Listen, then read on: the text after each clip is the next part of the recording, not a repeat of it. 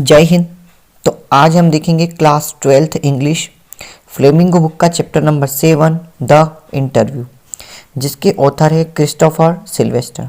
तो आइए जानते हैं ऑथर के बारे में। Christopher Sylvester Peter house Cambridge में एक इतिहास के विद्यार्थी थे। वे 10 साल तक प्राइवेट आई के रिपोर्टर रहे और वेनिटी फेयर के लिए फीचर लिखते रहे। निम्न अंश पेंगुइन बुक ऑफ इंटरव्यू की प्रस्तावना में से लिया गया है।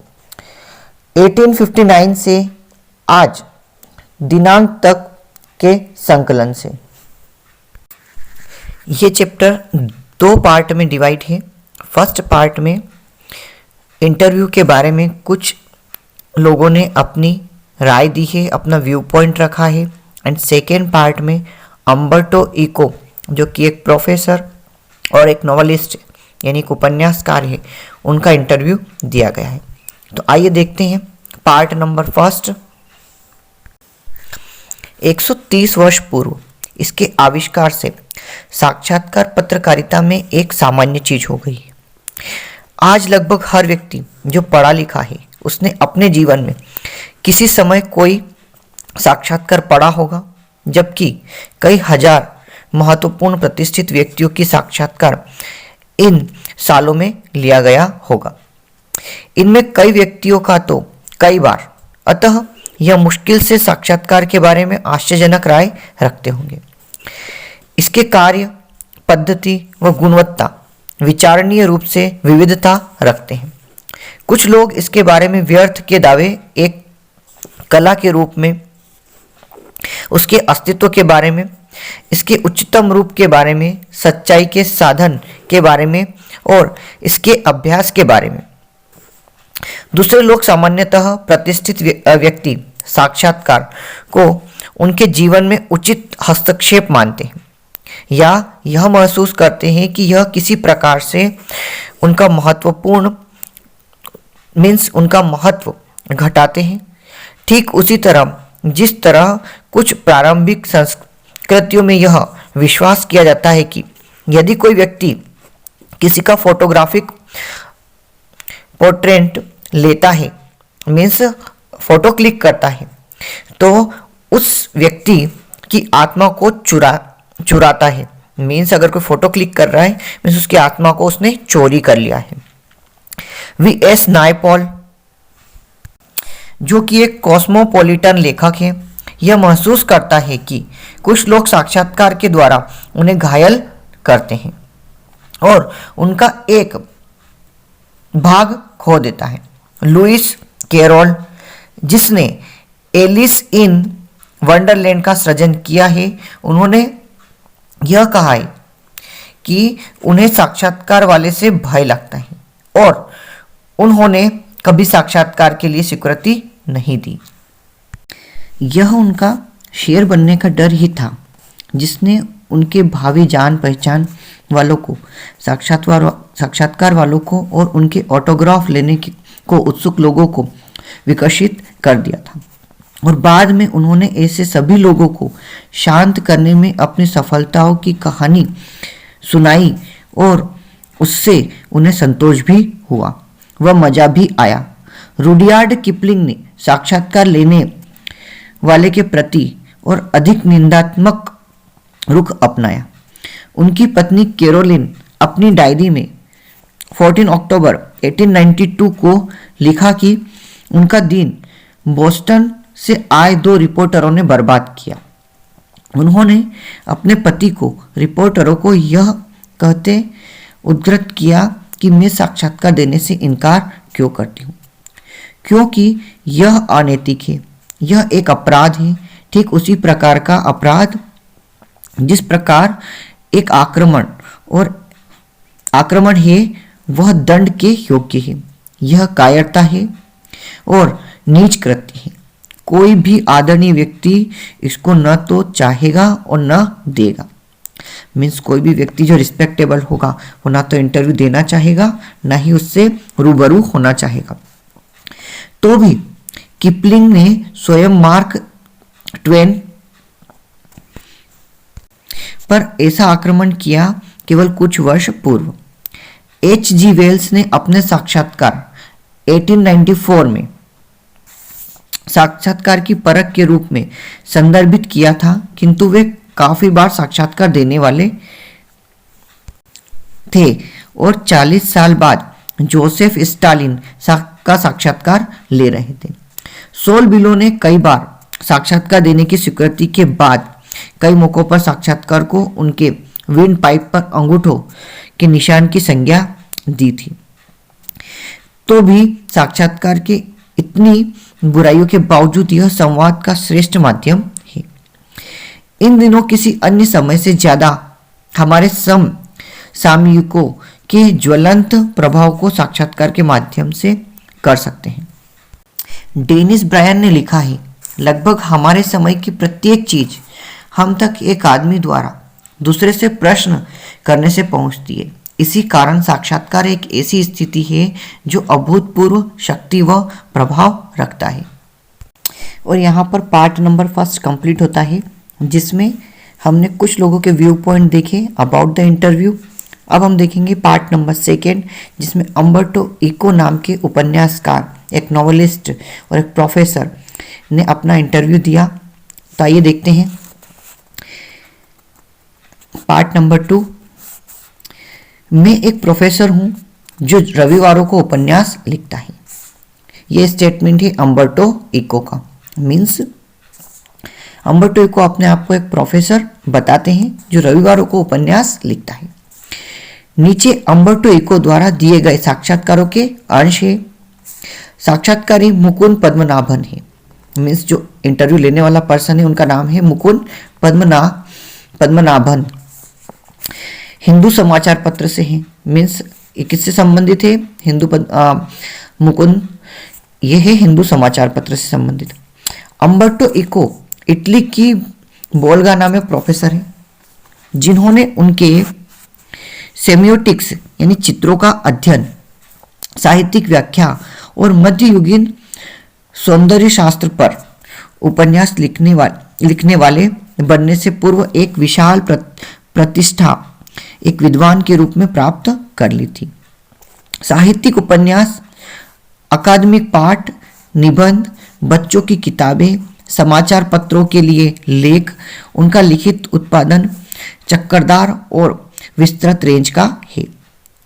1980 में उन्होंने नेम ऑफ द रोज पुस्तक लिखकर, जिसकी 1 करोड़ से भी ज्यादा किताबें बिकी, एक प्रकार का प्रतिभावान सुपरस्टार के बराबर रुतबा हासिल कर लिया। अब मुकुंद पद्मनाभन क्वेश्चन करते हैं, अंग्रेजी उपन्यासकार और अकादमिक डेविड लॉच ने एक बार टिप्पणी की थी, मैं नहीं समझ पाता कि एक आदमी उतनी सारी चीजें कैसे कर पाता है जितनी वह मीन्स अम्बर्टो इको करता है। अब अम्बर्टो इको आंसर करते हैं, हो सकता है कि मैं बहुत सारी चीजें कर पाने का प्रभाव छोड़ सकता हूं, किंतु अंत में मुझे पक्का विश्वास है कि मैं हमेशा वही कार्य कर रहा हूं। तो इस पर मुकुंद पद्मनाभन क्वेश्चन करते हैं, वह कौन सा है? मीन्स वह कौन सा कार्य है? इस पर अम्बर्टो इको आंसर करते हैं, अब यह स्पष्ट कर पाना और भी कठिन है। मेरी कुछ दार्शनिक रुचियां हैं और मैं मेरे अकादमिक कार्य उपन्यासों द्वारा उन्हें आगे बढ़ाने का कार्य करता रहता हूं। यहाँ तक कि बच्चों के लिए मेरी पुस्तकें अहिंसा व शांति के बारे में। तुम देखते हो, नैतिकतावाद, दार्शनिक रुचियों का संग्रह। और फिर मेरा एक रहस्य है, क्या तुम जानते हो कि क्या होगा यदि तुम अंतरिक्ष की सारी खाली जगह हटा दो, सारे एटम्स की खाली जगह हटा दो, अंतरिक्ष मेरी मुट्ठी जितना बड़ा रह जाएगा। इसी तरह हमारी जिंदगियों में भी बहुत खाली स्थान है। मैं इन्हें अंतराल नाम देता हूँ। मानो तुम मेरे स्थान पर आ रहे हो। तुम एक लिफ्ट में हो और जब तुम ऊपर आ रहे हो मैं तुम्हारा इंतजार कर रहा हूँ। यह एक अंतराल, एक खाली स्थान है। मैं खाली स्थानों में काम करता हूँ। जब मैं तुम्हारी लिफ्ट का पहली से तीसरी मंजिल तक आने का इंतजार करता हूँ, मैं एक आर्टिकल लिख चुका हूँ। हंसते हंसते ये बात बोलते हैं। अब मुकुंद वापस से क्वेश्चन करते हैं, निश्चित ही हर व्यक्ति यह नहीं कर सकता। आपका गैर काल्पनिक लेखन, आपका विद्वतापूर्ण कार्य एक प्रकार का क्रीडापूर्ण एवं व्यक्तिगत गुणवत्ता रखता है। नियमित अकादमिक स्टाइल से यह एक उल्लेखनीय हटाव है जो कि निरपवाद रूप से प्राकृतिक प्रतिरूपित और प्रायः शुष्क और बोरिंग है। क्या आपने जानबूझकर इस अनौपचारिक पहुंच को अपनाया है, पर यह कुछ ऐसा है जो आप में स्वाभाविक रूप से आया है? अम्बर्टो इस पर आंसर करते हैं, जब मैं अपना पहला डॉक्टरल का शोध प्रबंध इटली में पेश कर रहा था तो प्रोफेसरों में से एक ने कहा, विद्वान किसी विषय के बारे में बहुत सीख जाते हैं तो फिर वे बहुत सारी झूठी परिकल्पनाएं बना लेते हैं, फिर वे उन्हें ठीक करते हैं और अंत में वे निष्कर्ष रख देते हैं कि इसके विपरीत तुमने अपनी खोजों की कहानी लिखी है जिसमें तुमने कोशिशों व गलतियों को सम्मिलित किया है। और उसी समय उन्होंने माना कि मैं सही हूं और मैं अपने शोध प्रबंधन को पुस्तक के रूप में प्रकाशित करता रहा, जिसका अर्थ हुआ कि उनकी प्रशंसा की।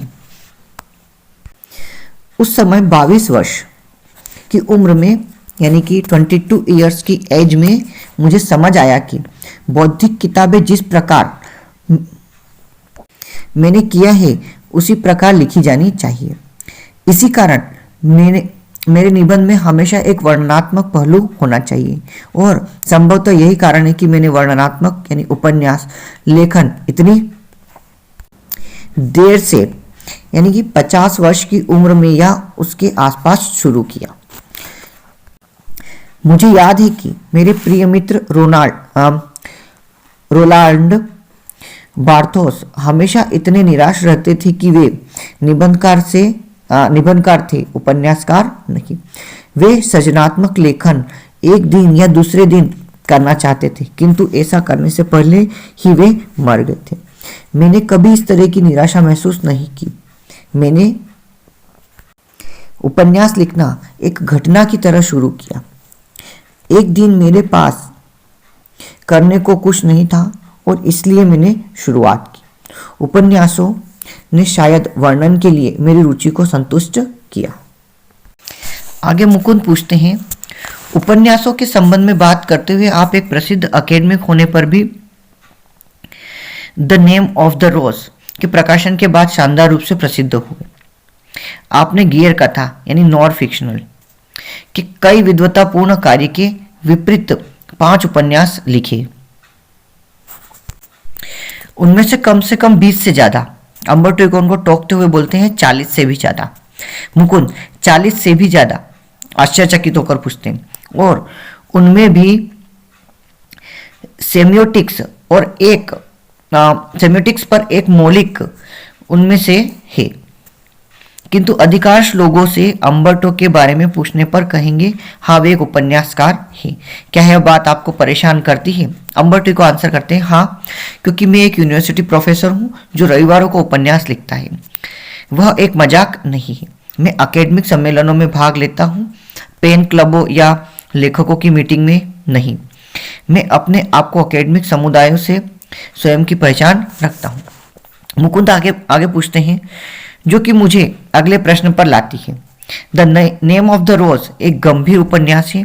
यह एक स्तर पर जासूसी ताने से बनी है, परंतु यह तत्व मीमांसा, धर्मशास्त्र व मध्ययुगीन इतिहास की भी विशेष जानकारी देता है। क्या इन सब से तुम हैरान हो? अम्बर्टो आंसर करते हैं नहीं, पत्रकार हैरान है और कभी कभी प्रकाशन भी। और उनका कारण यह है कि पत्रकार व प्रकाशन विश्वास करते हैं कि लोग कचरा पसंद करते हैं और कठिन पठनीय अनुभवों को पसंद नहीं करते। जरा विचार करो कि इस पृथ्वी पर 6 बिलियन लोग हैं। द नेम ऑफ द रोज की 10 से 15 मिलियन प्रतियां बिकी हैं, इसलिए वे पाठकों के एक लघु प्रतिशत तक पहुंची है। किंतु वास्तव में यही इस प्रकार के पाठक हैं जो सामान्य अनुभव नहीं चाहते। या कम से कम हमेशा यह नहीं चाहते। मैं स्वयं रात के 9 बजे भोजन के पश्चात टेलीविज़न देखता हूँ और या तो मियामी वाइस या इमरजेंसी रूम देखना चाहता हूँ। मैं इसका आनंद लेता हूँ और मुझे इसकी आवश्यकता है, पर सभी दिनों में मैं नहीं। मुकुंद आगे क्वेश्चन करते हैं, क्या उपन्यास की विशाल सफलता का संबंध इस तथ्य के कारण है कि वह मध्ययुगीन इतिहास से संबंध रखती है? अंबर टू को आंसर करते हैं, यह संभव है, किंतु मुझे एक दूसरी कहानी कहने दो, क्योंकि मैं प्रायः चीनी बुद्धिमान मनुष्य की तरह कहानियां कहता रहता हूं। मेरी अमेरिकन प्रकाशन ने कहा कि हालांकि वे मेरी किताब की प्रशंसक हैं, पर वह इस पुस्तक की 3000 प्रतियों से अधिक तक बिक्री अपेक्षित नहीं करती। जहां किसी ने एक कैथेड्रल और लैटिन भाषा का अध्ययन नहीं देखा, अतः मुझे केवल 3000 यानी 3000 प्रतियों की अग्रिम रकम दी गई, किंतु अंत में ये यूएस में 2 या 3 मिलियन बिकी। मेरी पुस्तक से पहले मध्ययुगीन अपील के बारे में बहुत सारी किताबें लिखी गई हैं। मैं सोचता हूँ कि पुस्तकों की सफलता एक बहुत बड़ा रहस्य है। उसके बारे में कोई भी भविष्यवाणी नहीं कर सकता। मैं सोचता हूँ कि यदि नेम ऑफ द रोज 10 वर्ष पूर्व या 10 वर्ष पश्चात लिखी होती तो यह ऐसा नहीं होता। यह उस समय कैसे हुआ, यह एक रहस्य है। और यहीं पर हमारा पार्ट 2 कंप्लीट होता है। सो आई होप आपको ये चैप्टर का एक्सप्लेनेशन समझ आया होगा। मिलते हैं नेक्स्ट वीडियो में। जय हिंद।